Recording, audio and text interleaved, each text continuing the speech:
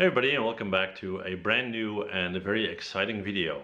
So this is going to be about a pro tip in my 2019. I was recently made aware of that by Fixture, a member of my group, so thanks buddy.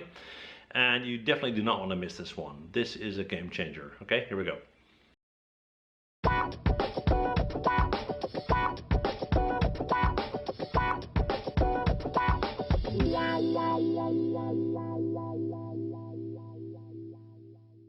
This video has been made possible by Leidschendam, the creators of Keyshot. Okay guys, well we're in my 2019.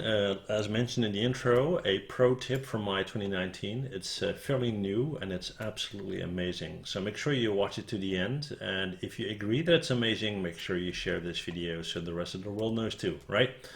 Okay, so what is the thing here? We're going to take a simple polygon cube, we're going to hit R, we're going to scale that up like this. And then we're going to take, let's say, a cylinder, and we'll extend that out.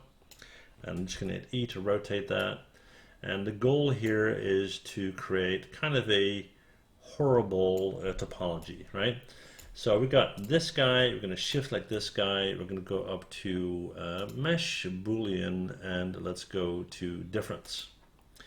Which is going to create this. We have an n-gon going on right here. That's an n-gon. N-gons everywhere. So it's completely horrible, right?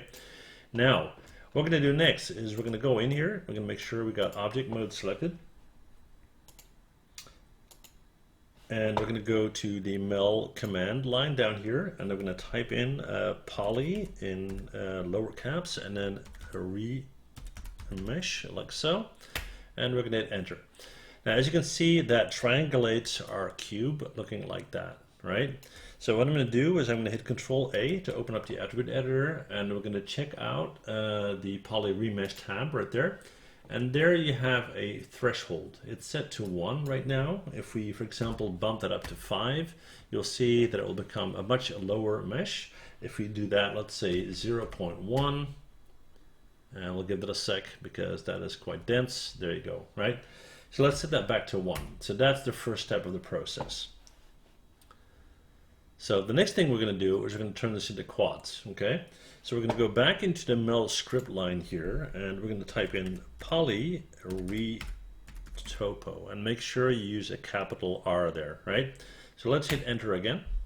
It's calculating, as you can see. And we have a very nice, clean topology with no n-gons. That's how easy that is. And then when that is all said and done, what you can do is go into the poly Retopo tab right here. And here you have a target face count. So right now it's set to 2000. Let's say you want that to be more dense. Let's say we'll do 8000 and hit enter. We'll give it a second. There you go, nice and dense.